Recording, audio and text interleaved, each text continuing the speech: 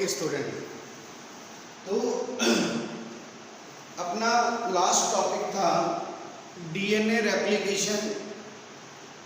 Semi conservative होता है, conservative होता है या डिस्पर्जिव होता है, इसको हम प्रूव कर रहे थे, है ना।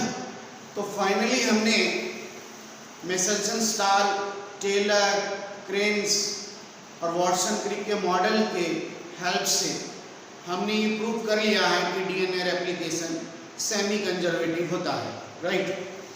आज हम रेप्लिकेशन मॉडल स्टडी करेंगे। स्पेशली ये जो मैं मॉडल आज पढ़ाऊंगा ये completely based on prokaryotic cell, okay. जो डिफरेंसेस है प्रोकैरियोट्स और यूकैरियोट्स के रेप्लिकेशन में वो भी हम डिस्कस करेंगे, राइट। बट आज जो मैं मॉडल दे रहा हूँ वो एक तरह से आप मान के चलिए कि मैं प्रोकैरियोटिक सेल का एक्सप्लेन करने जा रहा हूँ, राइट। ओके, तो आज स्टार्ट कर रहे हैं हम डीएनए रेप्लिकेशन। डीएनए रेप्लिकेशन का जो बच्चों ये अच्छा क्वेश्चन है, ध्यान रखिएगा। स्ट्रक्चर का मॉडल भी वाटसन क्रिक का था, रेप्लिकेशन का मॉडल भी यूनिवर्सल उन्हीं का है, राइट। तो इन्होंने रेप्लिकेशन का मॉडल दिया by directional semi conservative replication, यानी रेप्लिकेशन क्या होता है, बाई डायरेक्शनल होता है और सेमी कंजर्वेटिव होता है। अब बच्चों सवाल ये है कि बाई डायरेक्शनल क्या है और सेमी कंजर्वेटिव क्या है। अगर आज आप मुझे सेमी कंजर्वेटिव का सवाल पूछ रहे हैं तो गलत है, मैं कहूँगा, क्योंकि सेमी कंजर्वेटिव का इंट्रोडक्शन भी ले लिया है मैंने और एक्सपेरिमेंटली प्रूव भी कर दिया है।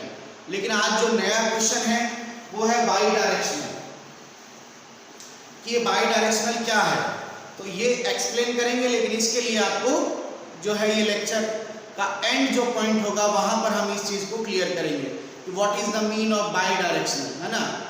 ठीक है, फिर भी मैं बता देता हूँ सेमी कंजर्वेटिव, है ना, उसमें भी कईयों को डाउट होगा, कई कोमा में रहते हैं। तो सेमी कंजर्वेटिव का मतलब है कि जैसे ये पेरेंट डीएनए है, क्या है ये पेरेंट डीएनए, रेप्लिकेशन के बाद जब दो मॉलिक्यूल बनेंगे, है ना, रेप्लिकेशन के बाद जब दो मॉलिक्यूल बनेंगे तो एक स्ट्रैंड पेरेंट का होगा, एक न्यू होगा, एक पेरेंट और एक न्यू, यानी जो मॉलिक्यूल होगा उसमें एक पेरेंट स्ट्रैंड होगा और एक न्यू स्ट्रैंड होगा।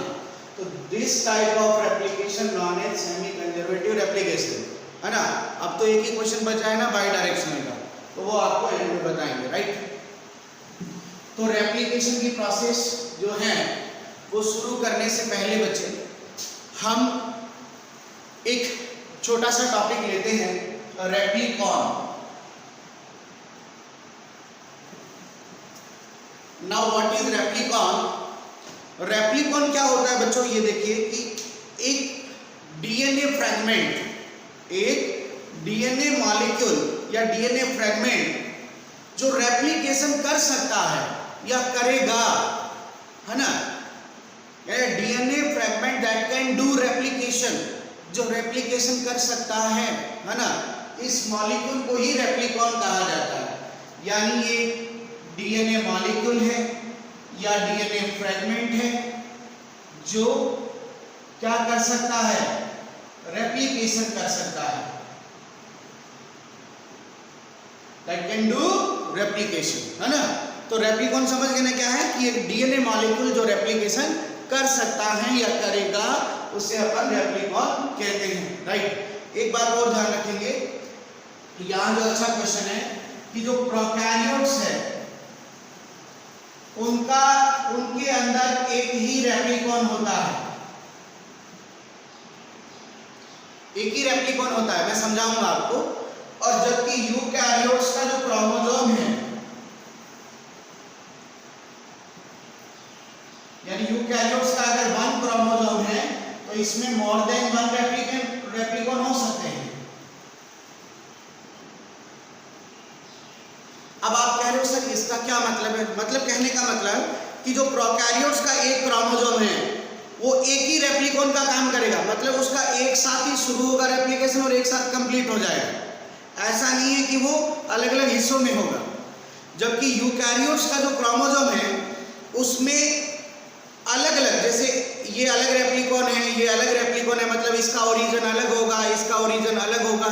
समझ गए ना बात? यानी यूकैरियोट्स का जो क्रोमोसोम है ये, इसमें अलग अलग जो है वो रेप्लिकॉन हो सकते हैं, जैसे ये 1 2 3। सुन रहे हैं मेरी बात? कहने का मतलब इसका रेप्लिकेशन ओरिजिन अलग है, इसका ओरिजिन अलग है, इसका ओरिजिन अलग है। जबकि प्रोकैरियोट्स में क्या होगा कि एक डीएनए जो है वो एक ही रेप्लिकॉन का काम करेगा, मतलब इसका ओरिजिन एक ही साथ होगा और एक ही साथ इसका टर्मिनेशन हो जाएगा। करेक्ट? बात समझ आ गई? तो प्रोकैरियोट्स में कितने रेप्लिकॉन होते हैं, ऐसा क्वेश्चन पूछा जाए तो 1 ही होता है, राइट? और यूकैरियोट्स के एक क्रोमोसोम में एक से ज्यादा हो सकते हैं। बात क्लियर हुई बच्चे? ठीक है। इसके बाद अब रेप्लिकॉन की स्ट्रक्चर भी हम लोग देख लेते हैं कि रेप्लिकॉन की स्ट्रक्चर में क्या होता है ना?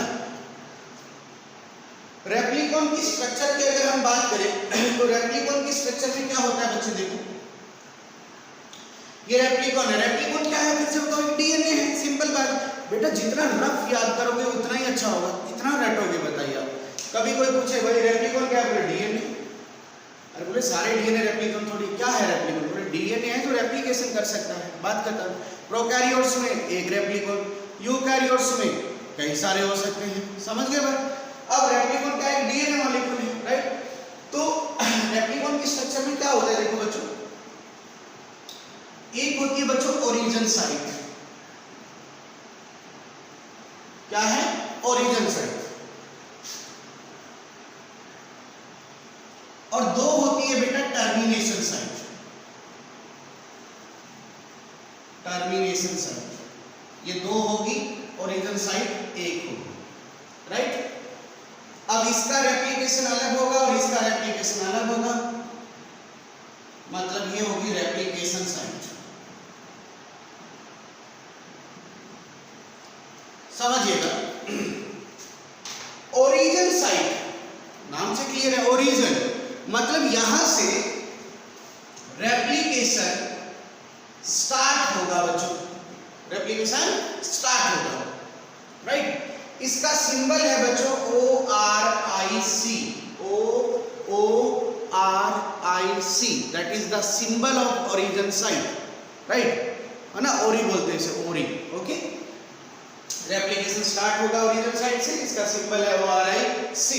सबसे इंपॉर्टेंट क्वेश्चन सुन लीजिए कि ये 80 रिच होती है।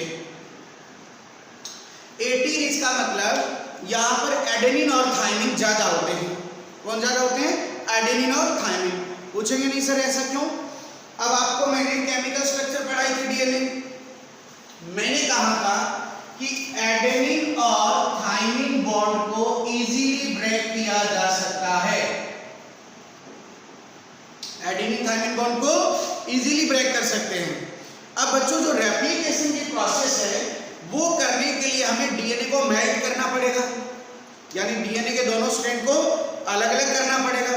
अब डीएनए के दोनों स्ट्रैंड अलग अलग करने के लिए हम ऐसा कोई सोर्स हमारे पास होना चाहिए जिसको आसानी से हम अलग कर सकें, कम एनर्जी लगे।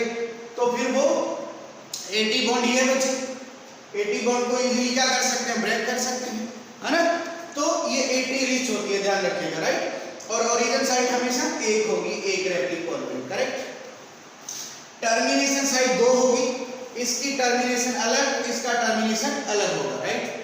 है ना? इसका सिंबल है टर DA और इसका सिंबल होता है टर CB। खैर वो दिन चले गए हैं बच्चों जब इतना डेप्थ क्वेश्चन पूछा जाता था।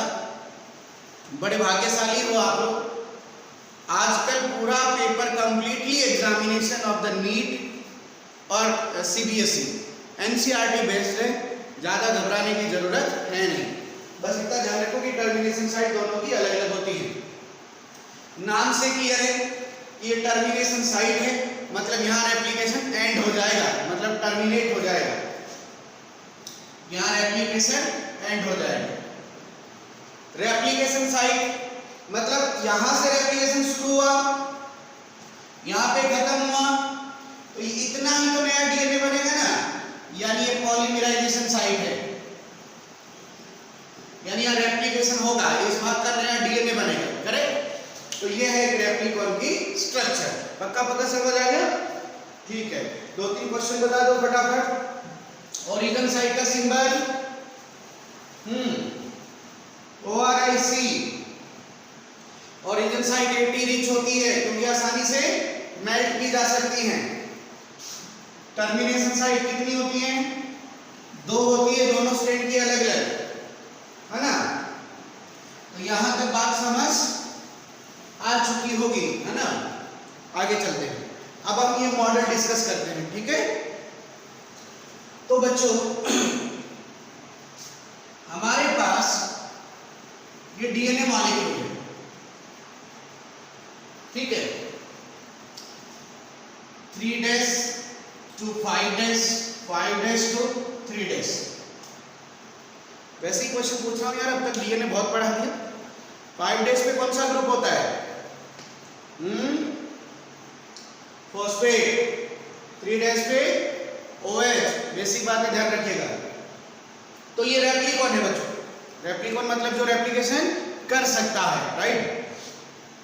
तो वही बात यहां पर इसकी एक ओरिजिन साइट मान लेते हैं। ओरिजिन साइट, ये टर्मिनेशन साइट, करेक्ट। तो चलिए बच्चों, रेप्लिकेशन की प्रोसेस का वेरी फर्स्ट स्टेप जो है वो है डीएनए की मेल्टिंग करना, डीएनए को सेपरेट करना, करेक्ट। तो पहला स्टेप जो है वो यहां पर होता है डीएनए की मेल्टिंग, या इसे डिनेचुरेशन भी बोलते हैं, डिनेचुरेशन भी बोलते हैं या मेल्टिंग, राइट। अब कैसे होगी मेल्टिंग, कौन सी मशीनरी यहां पर यूज होगी, राइट। तो थोड़ा अच्छा पढ़ लेते हैं ना, तो मजा भी आ जाएगा ना। तो बच्चों डीएनए मेल्टिंग के लिए आप बताओ मुझे कि दोनों स्ट्रैंड को अलग करना है तो क्या ब्रेक करना पड़ेगा हमें? हाइड्रोजन बॉन्ड, क्योंकि बच्चे डीएनए के दोनों स्ट्रैंड के बीच में हाइड्रोजन बॉन्ड है ना, ये इस तरह से, ये वाले।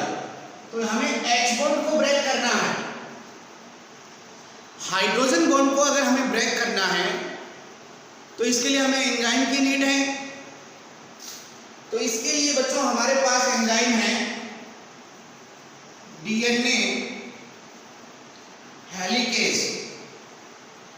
ये हेलिक्स को तोड़ेगा, हेलिक्स मतलब वो जो बॉन्डिंग है उसको तोड़ेगा, ठीक है ना, अनवाइंडिंग करेगा। ये भी क्वेश्चन आ जाता है। और एक बार क्वेश्चन आया कि डीएनए की मेल्टिंग कौन करता है? ऑप्शन था हेलिकेज और एक ऑप्शन था DNA helicase. Now the correct option is DNA helicase. तो ये सिंपल बातें हैं, इसको ध्यान रखना चाहिए, क्योंकि पेपर टफ नहीं होता है बच्चों, पेपर बहुत आसान होता है, लेकिन थॉट प्रोसेस हमारी क्या जा रही है वो डिपेंड करती है, राइट। अब देखो बच्चों की हेलिकेज को बोला भाई यहां जाओ, वो करो, डीएनए को सेपरेट करो। हेलिकेज बोला भाई मैं तो ओरिजिन साइट ही नहीं जानता। क्या नहीं जानता? सॉरी, हाँ, मैं डीएनए के अंदर घुस ही नहीं पाऊंगा। डीएनए हाईली कोल्ड होता है बेटा, डेंस पैक्ड होता है डीएनए। तो हेलिकेज कह रहे मुझे ओरिजिन साइट तक घुसने की जगह तो दो। इतना टेंशन में है डीएनए की स्ट्रक्चर कि हेलिकेज को प्लेस ही नहीं मिल रहा है, राइट। तो क्या होता है बच्चों, अब एंजाइम आता है टोपोआइसोमेरेज। ये यूकैरियोट्स में होगा, ध्यान रखना। और एक और अपन यूज करते हैं डीएनए गाइनेज, ये प्रोकैरियोट्स के रेफरेंस में। तो प्रोकैरियोट्स की बात है तो गाइनेज, है ना, और यूकैरियोट्स की बात है तो टोपोआइसोमेरेज। मैंने हर मॉड्यूल में बहुत बार मेडिकल एग्जामिनेशन में इस क्वेश्चंस को देखा है, राइट, अलग अलग एग्जामिनेशन। टोपोआइसोमेरेज क्या करेगा? टेंशन को रिड्यूस करेगा, मतलब ये निक प्रोड्यूस करेगा। अब बोलो सर ये भी नहीं समझ आया, क्या कर रहे हो, दोनों बातें नहीं समझ आ रही। अरे बच्चे ये डीएनए का स्ट्रैंड है ना, ये क्या करेगा, एक कट लगा देगा उसमें। अब कट लगा देगा तो अब रास्ता बन गया ना कि चलो भाई यहाँ से घुस जाओ, किसी को अंदर जाना है, समझ आए ना बात। तो ये टेंशन को रिड्यूस कर रहा है ना, और निक मतलब एक कट लगा देगा। क्लियर हुआ? चलो भाई हेलिकेज का क्या बहाना था पहले ये बताओ। हेलिकेज ने क्या मुद्दा बनाया था, काम तो करना नहीं, उसको मुद्दा बनाना है। हेलिकेज बोला भाई इतनी टेंशन है, मैं अंदर कैसे एंट्री मारूं, तो मैंने टोको आइसोमेरेज और गायरेज की हेल्प से हेलिकेज की क्या करवा दिया, एंट्री। करेक्ट। मैंने कहा हेलिकेज को भाई करो अनवाइंडिंग, अपना काम करो। बोले करे कहां से, हमें तो ओरिजिन साइड का ही नहीं पता है। अरे यार पहले बोलते मैं एंट्री नहीं कर पा रहा, टेंशन ज्यादा है। जब मैंने टेंशन रिड्यूस करवा दिया तो बोल रहे मुझे ओरिजिन साइड नहीं पता है ना। तो अब क्या हो रहा है बच्चों, देखिए कि 6 प्रोटीन है ना, कौन कौन सी, डीएनए ए, एबीसीडी आती है क्या, डीएनए ए, बी, सी, डी, ई, जी, ये प्रोटीन हो गए। अब बोले नहीं सर को एबीसीडी नहीं आती है, एफ हो गया। एफ मतलब फेलियर नहीं कंसीडर करेंगे, राइट। याद करने का तरीका है ए से जी तक एफ को छोड़ना है, राइट। तो ये 6 प्रोटीन ओरिजिन साइट को रिकॉग्नाइज करने में और एंजाइम को एक्टिव करने का रोल प्ले करती है। ध्यान रखिएगा ये क्वेश्चन, ये प्रोटीन का क्या रोल है, ओरिजिन साइट को रिकॉग्नाइज करना और एंजाइम को एक्टिव करना। करेक्ट। तो अब क्या होता है बच्चों, देखो अब कहानी है, अब ये कहानी सुन लो, ज्यादा गाथा नहीं जाएंगे हम, ज्यादा डेप्थ में नहीं जाएंगे क्योंकि इतना आपके बस की बात नहीं है। क्या होगा देखो, ए सबसे पहले ओरिजिन साइट पे जाता है, कौन जाता है, ए। डीएनए ए किसको जानता है, ओरिजिन साइट को। ध्यान रखिएगा, ए मतलब पहला, ओरिजिन मतलब भी स्टार्ट, यानी स्टार्ट पहला पहले को जानता है। याद करने का तरीका, तो डीएनए ए ओरिजिन साइट पे जाता है, कौन गया, रफली मैं यहां समझा रहा हूं। देखो डीएनए ए कहां चला गया, ओरिजिन साइट पर, क्योंकि ओरिजिन साइट को कौन जानता है, ए जानता है, राइट। अब ये प्रोटीन क्या होती है, असेंबली में होती है, ग्रुप में होती है। अब प्रॉब्लम ये होगी कि ए उस ग्रुप से हटकर वहां गया, कहां गया, ओरिजिन साइट पर। तो बाकियों को लगा कि ए कहां जा रहा है, तो बाकी भी पीछे पीछे चल पड़े। तो पीछे पीछे कौन आ रहे हैं, पीछे पीछे आ रहे हैं बी, सी, डी, ई, जी, सब आ गए पीछे। अब ओरिजिन साइट पर इन प्रोटीन्स की क्या बन गई, असेंबली बन गई, मतलब ग्रुप बन गया सबका, सारे ओरिजिन साइट पर आ गए, भीड़ इकट्ठी हो गई, है ना। ओरिजिन साइट का पता चल गया, है ना। तो किसकी हेल्प से पता चला, प्रोटीन की हेल्प से। पहले कौन गया, ए, बाकी आ गए पीछे पीछे, राइट। अब इनमें सबसे खतरनाक है बी, कौन है, बी, डीएनए बी, राइट। याद रखना, बी ए को बोले कि भाई ऐसा है तुम अकेले अकेले यहां पर आई हो, हमें नहीं बताया। तो ए बोले भाई कौन सा गुनाह कर दिया, बोले कहाँ आए हो, ये जगह कौन सी है ये तो बताओ। बोले ओरिजिन साइट है। बोले क्या रोल होता है इसका, बोले यहाँ से रेप्लिकेशन स्टार्ट होता है। कहानी है ऐसी, मजे लो, है ना। तो बी बोलता पक्का ओरिजिन साइट है, बोले पक्का। अब बी को पता चल गया कि ओरिजिन साइट तो यही है ना, तो क्यों ना क्रेज हम ही ले लेते, है ना। तो बी ने क्या किया, ए को बोला कि तुमने दगा किया, तुम अकेले आई हो, जाओ यहां से। तो बी ने ए को रिमूव कर दिया, बी ने ए को रिमूव कर दिया। तो बाकी लोगों ने विरोध किया कि यार अपना है, अपने को थोड़ी भगाया जाता है। तो बोले तुम भी चलो, है ना। तो बी ने किस किस को भगा दिया, ए को, सी को, डी को, ई को, सबको यहां से माइनस मतलब हटा दिया, रिमूव कर दिया। जी बच गया, जी हजूरी करने वाला बच गया, है ना। तो अब क्या है, डीएनए बी एक्टिव करता है डीएनए जी को। सुनिएगा, जी आदेशों की पालना करेगा। डीएनए बी ने एक्टिव किया जी को, जी एक्टिव करेगा एंजाइम को, और एंजाइम जाकर डीएनए की करेंगे मेल्टिंग। समझ आ गया एकदम अच्छे से, मजा आया एकदम बढ़िया। तो अब क्या होगा बच्चे कि इस तरह से डीएनए हो गया मेल्ट, सेपरेट हो गया है बच्चों। यहां से H बॉन्ड ब्रेक हो गए, राइट। दिस, है ना भाई, ये डीएनए मेल्टिंग होगी पूरी। प्रॉब्लम क्या है?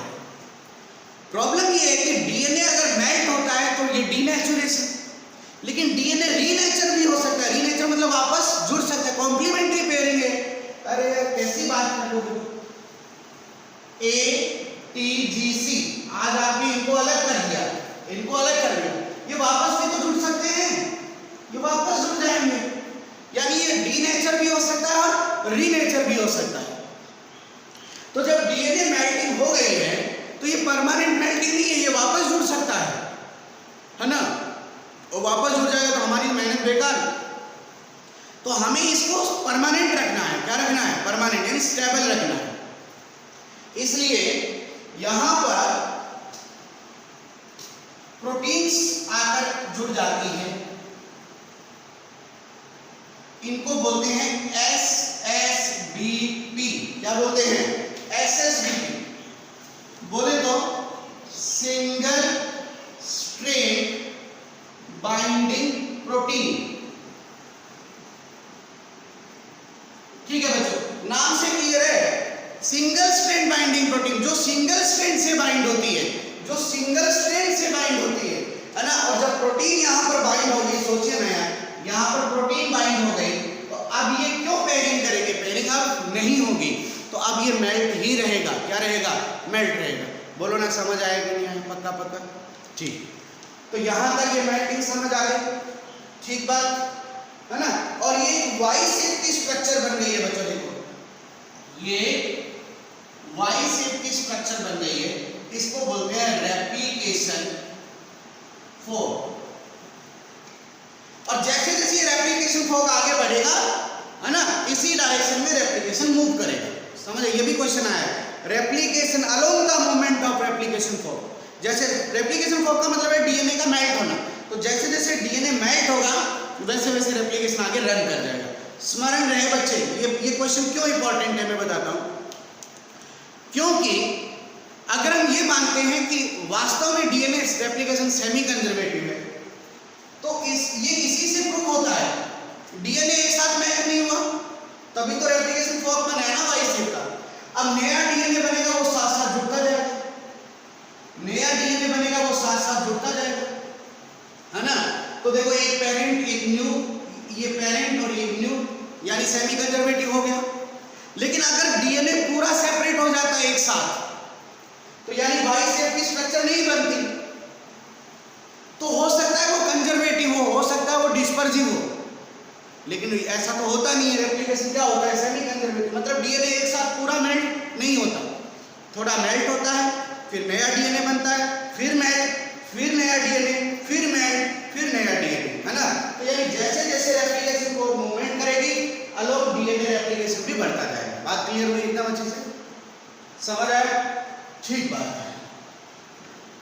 ये क्वेश्चन बहुत इंपॉर्टेंट है, ध्यान रखिए। आगे की प्रोसेस को जानते हैं। बताइए, मेल्टिंग समझ आ गई अच्छे से? ठीक है। एसएसबीपी तक काम समझ आ गया? ठीक है। मैं अब ऊपर वाले को साफ कर देता हूं।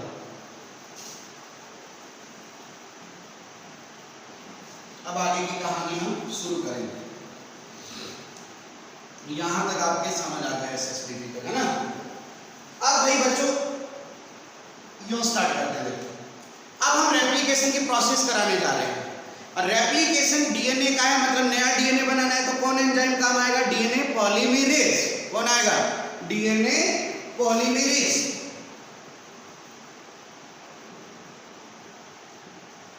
ये मैं एंजाइम में पूरा पढ़ा हूं आपको, है ना। हाँ बच्चों, यूकैरियोट्स में डीएनए पॉलीमरेज एक ही होता है, उसकी जो सब यूनिट्स होती है वो बात की बात है। लेकिन प्रोकैरियोट्स में डीएनए पॉलीमरेज 3 टाइप का होता है, फर्स्ट, सेकंड और third. How many type of DNA polymerase in prokaryotes? 3 type. कौन कौन से? फर्स्ट, सेकंड और थर्ड, राइट। तो यहां पर जो डीएनए पॉलीमरेज जो रेप्लिकेशन करेगा, मैंने कहा था मैं प्रोकैरियोट्स का डिस्कस कर रहा हूं, प्रोकैरियोट्स का। तो यहां पर जो डीएनए पॉलीमरेज है वो है थर्ड, जिसको रियल रेप्लिकेशन एंजाइम बोलते हैं। ध्यान रखना, रियल रेप्लिकेशन, वास्तव में जो रेप्लिकेशन करता है, रैपिड रेप्लिकेशन करता है, ये फास्ट रेट पर करता है ना। डीएनए पॉलीमरेज थर्ड को हम यहाँ पे यूज करेंगे रेप्लिकेशन की प्रोसेस के लिए। ले आए भाई पॉलीमरेज थर्ड। मैं मतलब मजाक में पढ़ा रहा हूँ, लेकिन सारे क्वेश्चन अच्छे हैं, ध्यान रखना। तो जब हम डीएनए पॉलीमरेज थर्ड को लाए कि भाई रेप्लिकेशन करो, तो डीएनए पॉलीमरेज थर्ड बोला कि स्मरण रहे मेरी कुछ शर्तें हैं, है ना। और ये ध्यान रखिएगा प्रत्येक कंडीशन का क्वेश्चन आता है, राइट। तो डीएनए पॉलीमरेज थर्ड की क्या कंडीशंस हैं, आइए देखते हैं। डीएनए पॉलीमरेज कहता है मेरी पहली कंडीशन कि मुझे 3-OH फ्री ग्रुप चाहिए फॉर बाइंडिंग। बोला कि मुझे ये जैसे इधर देखो, ये अपना डीएनए है, मेल्ट हुआ है 3-5 3-5। बोल रहा है कि मुझे बाइंडिंग के लिए 3-OH ग्रुप चाहिए। मैंने कहा बिल्कुल मोस्ट वेलकम, ये 3 पर OH ही होता है, आइए यहां पर बाइंड हो जाइए। थर्ड को मैंने इनविटेशन दे दिया, ठीक बात है, कोई डाउट नहीं। आपको सेकंड कंडीशन बोला कि मैं 5 to 3 डायरेक्शन में रेप्लिकेशन करूंगा। रेप्लिकेशन डायरेक्शन क्या है रेप्लिकेशन की, 5 to 3। वैसे मैंने डायरेक्शन पूरी अच्छे से समझाई थी, लेकिन यहां पर मैंने कहा वेरी गुड, आपको बाइंड होने की जगह भी देती हमने, और ये 5 है, ये 3 है, रेप्लिकेशन आगे बढ़ाओ, रेप्लिकेशन आगे कंटिन्यू करो, ठीक बात है। तीसरी कंडीशन बोले, सुन तो लो मेरी थर्ड कंडीशन, इतना खुश होने की जरूरत है नहीं। बोले थर्ड कंडीशन मेरी ये है कि मैं कॉम्प्लीमेंट्री टेम्पलेट स्ट्रेन, टेम्पलेट मतलब parent strand, complementary template strand के न्यूक्लियोटाइड सिंथेसिस करूंगा। मतलब क्या हुआ इसका कि मैं पेरेंट्स का जो न्यूक्लियोटाइड है ATGC, इन्हीं का कॉम्प्लीमेंट्री बनाऊंगा, यानी T बनाऊंगा, A बनाऊंगा, C बनाऊंगा, G बनाऊंगा, ऐसे बनाऊंगा। तो यार आगे तो कुछ है ही नहीं, बनाएगा क्या, मतलब ये नहीं हो सकता, मतलब ये भी नहीं हो सकता, मतलब हम इसकी कंडीशन मान नहीं पा रहे हैं, इसकी कंडीशन हम मान नहीं पा रहे हैं, और ये इसकी कंडीशन है काम करने की। अब क्या करें भाई, दिक्कत हो गई। तो मैं क्या करता हूं, इसी के परिवार के सदस्य के पास गया, दूसरे मतलब इसके चाचा ताऊ का कोई था भाई, उसके पास गया। मैं गया RNA पॉलीमरेज के पास, ये DNA डिपेंडेंट RNA पॉलीमरेज है, या इसे RNA प्राइमेज भी बोलते हैं, RNA प्राइमेज।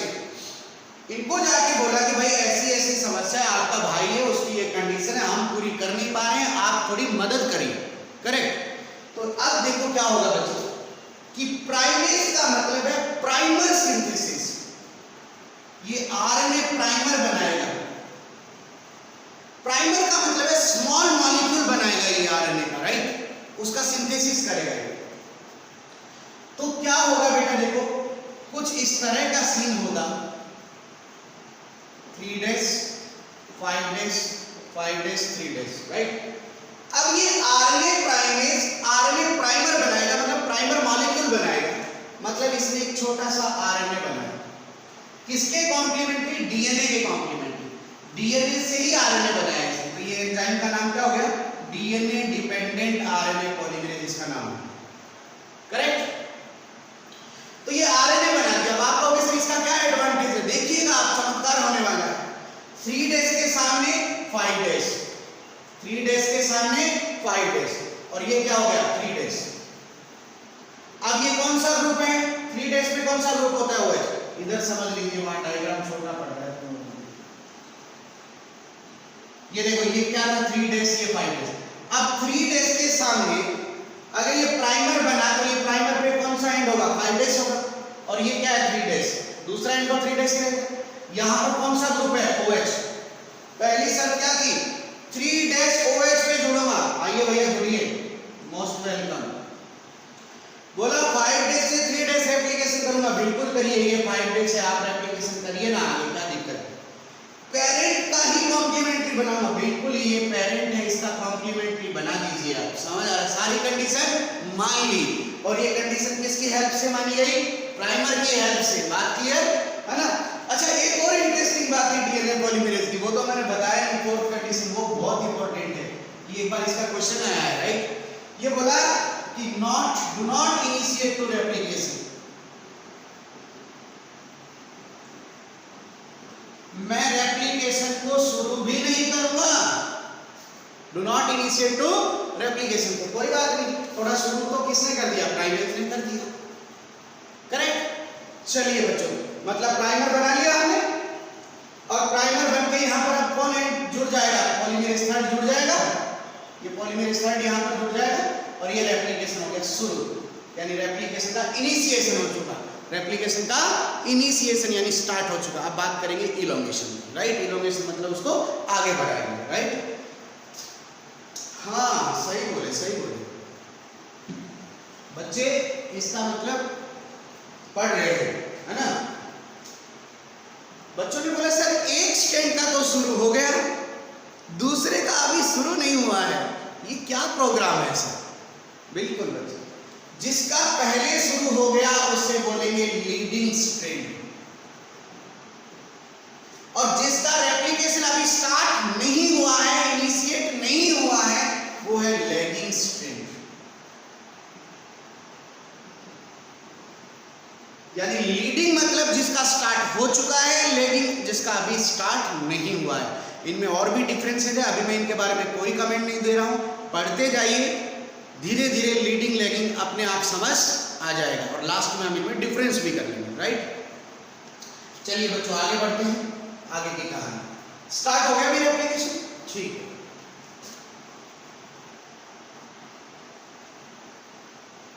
और ये रेप्लिकेशन को घटती जा रही है इस तरह से, यानी ये डीएनए में ऐड होता जा रहा है। 3 days 5 days 5 days 3 days, ठीक है बच्चे?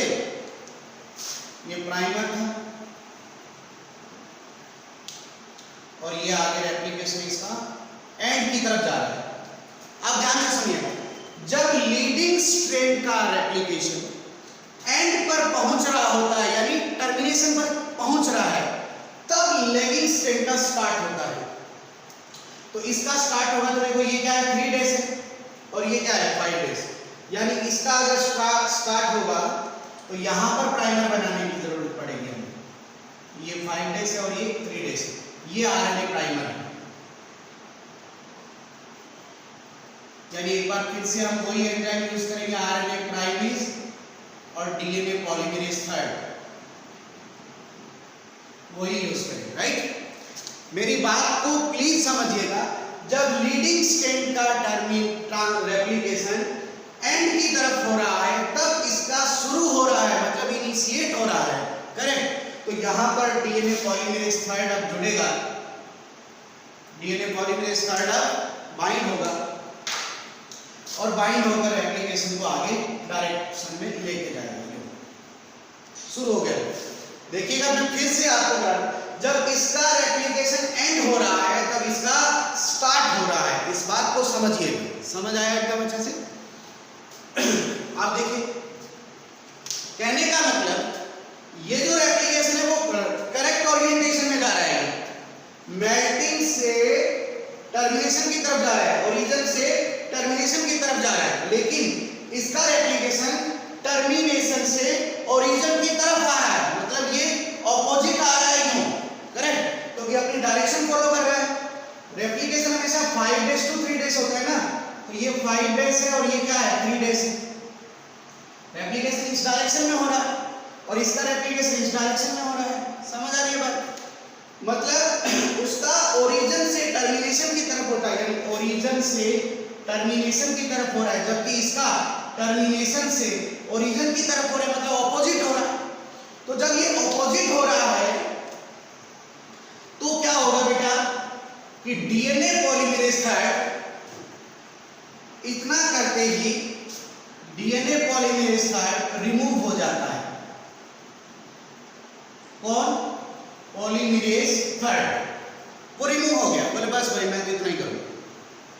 मैंने कहा यार ये क्या होगा? वो तो ये बात होगी कि उस पे नाई की दुकान पे गए, उसने क्या किया, थोड़े से बाल काट दिए और उसके बाद बोले बस भाई अब मूड नहीं है, इतना ही करेंगे। अरे यार ये तो बहुत गलत हो गया, बाहर निकलने के लायक नहीं बचे, है कि नहीं? तो हमने पॉलीमरेज साइड को बोला कि भाई ऐसे मत करो, पूरा तो करो। बोले ठीक है पूरा कर देते हैं, वापस लाओ, वापस प्राइमर बनाओ। वही बात मैं शुरू नहीं करूंगा, मैं do not initiate to replication, मैं शुरू नहीं करूंगा, पहले प्राइमर लाओ, है ना। तो भाई ये देखो फिर से आरएनए प्राइमर की जरूरत होगी, डीएनए पॉलीमरेज थर्ड की जरूरत होगी, राइट। तो भाई नाटक है, झेल लो। इस तरह से देखो, ये 3 days to 5 days है ना, और ये 3 days और ये 5 days। इधर इसका रेप्लिकेशन पूरा हो गया है, ये कॉन्टिन्यूअस रेप्लिकेशन हुआ है। क्या हुआ है? Continuous replication. याद रखिएगा इस बात को, कॉन्टिन्यूअस का मतलब रुका नहीं, एक बार जो शुरू हुआ तो एंड हो गया। लेकिन इसमें क्या हुआ, देखो प्राइमर आया, फिर से प्राइमर आएगा, है ना। तो देखो प्राइमर, फिर डीएनए, फिर प्राइमर, फिर डीएनए, फिर वो पॉलीमरेज साइड हट जाता है, फिर प्राइमर और फिर जाकर इसका डीएनए बनेगा।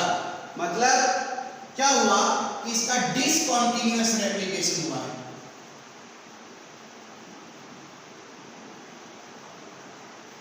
क्योंकि बच्चे बार बार हमें प्राइमर बनाना पड़ रहा है, आरएनए प्राइमर, ये डीएनए, राइट। तो क्वेश्चन आया एक बार एग्जामिनेशन में कि डीएनए रेप्लिकेशन कॉन्टिन्यूअस होता है, पहला ऑप्शन, दूसरा ऑप्शन डिसकंटीन्यूअस होता है। कॉन्टिन्यूअस होता है फर्स्ट ऑप्शन, डिसकंटीन्यूअस होता है सेकंड ऑप्शन, दोनों गलत है। तीसरा था सेमी कॉन्टिन्यूअस होता है, ये बात सही है, क्योंकि एक स्ट्रेन का कॉन्टिन्यूअस, दूसरे स्ट्रेन का डिसकंटीन्यूअस, मतलब ये हो गया सेमी कॉन्टिन्यूअस या सेमी डिसकंटीन्यूअस, ये भी बोल सकते हैं। ना तो पूरा कॉन्टिन्यूअस है, ना पूरा डिसकंटीन्यूअस है, तो फिर ये क्या हो गया, सेमी कॉन्टिन्यूअस हो गया, करेक्ट। ये बात ध्यान रखना, है ना। तो इस तरह से बच्चों रेप्लिकेशन हुआ। अब बताइए सबसे पहले स्टार्ट किसका हुआ, लीडिंग का। सबसे पहले एंड किसका हुआ, लीडिंग का। ओरिजिन साइड से टर्मिनेशन साइड की तरफ किसका था, लीडिंग का। सबसे बाद में स्टार्ट किसका हुआ, लेगिंग का। बाद में एंड किसका हुआ, लेगिंग का। डिसकंटीन्यूअस किसका हुआ, लेगिंग का। टर्मिनेशन से ओरिजिन क्या था, लेगिंग। ये देखो डिफरेंसेस अपने आप आ गए। क्या छोड़िए, यहां तक समझ आया। अब इसके बाद की कहानी आगे बढ़ते हैं। इसके बाद क्या हो रहा है, अब भाई, अब आप कह रहे हो सर हम तो डीएनए रेप्लिकेशन कर रहे थे, रेप्लिकेशन का मतलब क्या है, डीएनए की आइडेंटिकल कॉपी बनाना, राइट। लेकिन ये तो बीच में आरएनए घुसा पड़ा है। तो अब हम लाए हैं डीएनए पॉलीमरेज फर्स्ट को। इसको लाए हैं, डीएनए पॉलीमरेज फर्स्ट को लाए। वो क्या चमत्कार करने वाला है, देख लीजिएगा। 3 days to 5 days, इस तरह से, ठीक है। ये आरएनए था, आरएनए प्राइमर है, ठीक है भाई। ये डीएनए है, ये डीएनए, ये डीएनए, ये डीएनए। अब है DNA polymerase first. DNA polymerase first क्या करेगा, आते ही डीएनए पॉलीमरेज थर्ड को बोले क्या नाटक लगा रखा है, कभी रिमूव हो रहे हो, फिर दोबारा जुड़ रहे हो, बार बार ये क्या है यार, डीएनए की कॉपी बनाने के लिए भेजा था तुम, पूरे बिरादरी का नाम खराब कर दिया। तो डीएनए पॉलीमरेज थर्ड गुस्सा हो जाता है, बोले तुम ही संभालो, मैं तो चला। ठीक, अब मोर्चा किसके हाथ में है, पॉलीमरेज फर्स्ट के हाथ में। जो करना है इसी को करना है, राइट। तो देखते हैं भाई, डीएनए पॉलीमरेज फर्स्ट क्या करेगा, नंबर 1 डाइजेशन करेगा ये आरएनए प्राइमर का, मतलब आरएनए को रिमूव करेगा। चलिए बच्चों रिमूव कर दीजिए आरएनए को, ये कर दिया। अब क्या करेगा ये, न्यू डीएनए सिंथेसिस भी करेगा, है ना भाई। 5 days to 3 days ही होती है। तो बच्चों उसने नया डीएनए बना के दिया है यहाँ पर, ये नया डीएनए बना है,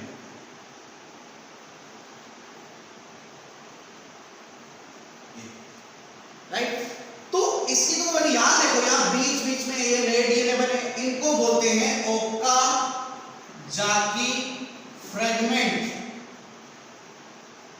ओकाजाकी फ्रेगमेंट यानी नए डीएनए जो आरएनए प्राइमर के डाइजेस्ट होने के बाद वहां जो नया डीएनए बना है उसको बोला है ओकाजाकी फ्रेगमेंट। यानी प्राइमर के डाइजेस्ट होने के बाद यहां पर जो ये नया डीएनए बना है इसको ओकाजाकी फ्रेगमेंट बोल रहे हैं, ये जो नया डीएनए बना है। बात समझ आ गई? इस तरह से, ठीक है ना। तो ये जो ओकाजाकी फ्रेगमेंट है ये कौन बनाता है? डीएनए पॉलीमरेज फर्स्ट बनाता है, करेक्ट। ओकाजाकी फ्रेगमेंट लीडिंग पे बनेंगे या लैगिंग पे बनेंगे? लैगिंग पे बनेंगे, ध्यान रखना, राइट। ओके, अब ये डीएनए के टुकड़े टुकड़े हैं। अब डीएनए हमें स्ट्रेंड चाहिए, तो अब हम लाएंगे डीएनए लाइगेज को, है ना। लाइगेज क्या बनाता है? फॉस्फोडाइएस्टर बॉन्ड, पहले बताया तो था, वो डीएनए के स्ट्रैंड को बाइंड कर देगा, यानी ये डीएनए स्ट्रैंड की बाइंडिंग करा देगा, यानी ये निक सील करने का काम करता है, निक सील करेगा ये, है ना। और कौन सा बॉन्ड बनाएगा? ये फॉस्फोडाइएस्टर बॉन्ड बनाएगा, राइट। यानी ये अब इनको जोड़ देगा इस तरह से, लो भाई, जुड़ गए। फाइनली क्या सीन है हमारे पास? हमारे पास कुछ इस तरह से सीन है, 3 days 5 days, ये हमारे पास सीन ये हो गया कि यहाँ नया डीएनए बन चुका है, यहाँ भी नया डीएनए बन चुका है। ये एक डीएनए मॉलिक्यूल से हमारे पास 2 डीएनए बन चुके हैं, that is replication, that is replication. Is that clear? सारा खेल समझ आया आपको अच्छे से? ठीक है, अब आपको 1 मिनट लगेगी, लीडिंग और लैगिंग स्ट्रैंड बता देते हैं।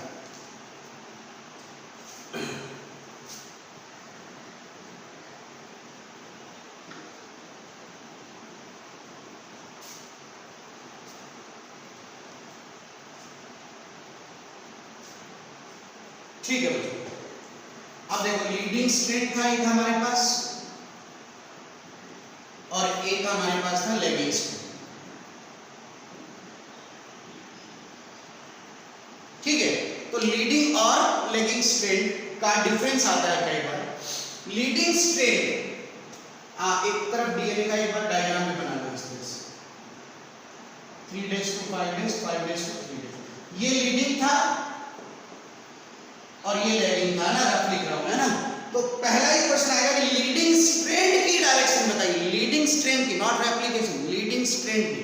तो लीडिंग स्ट्रैंड क्या है? 3 days to 5 days, तो ये 3 days to 5 days डायरेक्शन वाला होता है। ये फिर क्या हुआ? ये 5 days से 3 days डायरेक्शन वाला। बात समझ आ गई? दूसरी बात, इसके रेप्लिकेशन की डायरेक्शन बताइए। इसका जो रेप्लिकेशन होता है वो ओरिजिन साइट से टर्मिनेशन साइट की तरफ होता है, यानी इसका रेप्लिकेशन ओरिजिन से टर्मिनेशन होता है, जबकि इसका टर्मिनेशन से ओरिजिन होता है, यानी इसका टर्मिनेशन से ओरिजिन की तरफ होता है, ठीक है। इसका रेप्लिकेशन पहले स्टार्ट होगा, पहले फर्स्ट स्टार्ट होगा, यानी बिफोर लीडिंग। इसका after leading strand, after leading strand इसका रेप्लिकेशन क्या होगा? स्टार्ट होगा, है ना। इसका रेप्लिकेशन एंड हो जाएगा बिफोर लैगिंग स्ट्रैंड रेप्लिकेशन, सुन रहे हो? और इसका आफ्टर लीडिंग स्ट्रैंड। भाई अब इतना तो सीख ही गए होंगे, अब यही नहीं पता तो फिर आपको समझिए, इसका पहले शुरू पहले खत्म, इसका बाद में शुरू बाद में खत्म, बाद खत्म। लीडिंग नाम से याद करो, लीडिंग जो लीड कर रहा है, यानी पहले शुरू करेगा पहले खत्म करेगा, लेकिन जो पीछे पीछे बाद में शुरू करेगा बाद में खत्म करेगा, ठीक बात। कॉन्टिन्यूअस रेप्लिकेशन, इसका डिसकॉन्टिन्यूअस रेप्लिकेशन, ठीक बात है। ये भी तो पता है, इसमें बीच बीच में रुक रुक क्या हो रहा था। इसमें ओकाजाकी फ्रेगमेंट बनेंगे, और इसमें ओकाजा की फ्रेगमेंट नहीं बनेगी। ठीक है, so these are the differences between leading strand and lagging strand. अब तो समझ आ गया एकदम अच्छे से? ठीक है, हाँ हाँ याद है, मुझे याद है। बच्चे बोले ठीक है सर एप्लीकेशन तो पूरा करा दिया, वो बाई डायरेक्शनल का सीन नहीं समझ आया, बाई डायरेक्शनल समझाइए। हाँ वीडियो खत्म होने जा रहा है। अब देखो बच्चों बाई डायरेक्शनल मॉडल की बात करते हैं। सेमी कंजर्वेटिव हो गए ना, ये बाई डायरेक्शनल का क्या मतलब था देखिए, अब समझाते थे। ये डीएनए था, ठीक है, 5 days to 3 days, ये डीएनए, राइट। ये कहां लिखा है कि ओरिजिन साइट एंड पर ही होती है। ओरिजिन साइट कहीं भी हो सकती है, ओरिजिन साइट कहीं भी हो सकती है। मान लिया कि ये ओरिजिन साइट है, ये ओरिजिन साइट है। अब क्या होगा यहां पर, अरे यार यहां ओरिजिन साइट होगी तो टॉपोआइसोमेरेज की क्या जरूरत थी, डीएनए हेलिकेज सीधा आ जाता है यहां पर। मैंने कहानी में क्या बताया था कि डीएनए हेलिकेज कह रहा है मैं घुस ही नहीं पा रहा अंदर, अंदर इसलिए नहीं घुस पा रहा कि कॉइलिंग बहुत ज्यादा है, तो ये ओरिजिन साइट है। तो यहां पर टॉपोआइसोमेरेज आएगा और कट लगाएगा, कौन, टॉपोआइसोमेरेज। या ये काम और कौन कर सकता है, डीएनए गाइडेज, है ना। तो जब ये कट लगाएगा तो इस तरह से बच्चों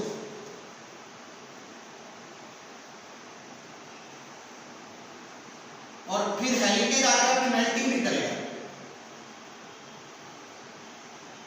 तो इस तरह से डीएनए मेल्ट हो जाएगा, हेलिकेज ने अपनी मेल्टिंग भी कर दी। यहां इन्होंने कट लगा दिया और हेलिकेज ने मेल्टिंग कर दी।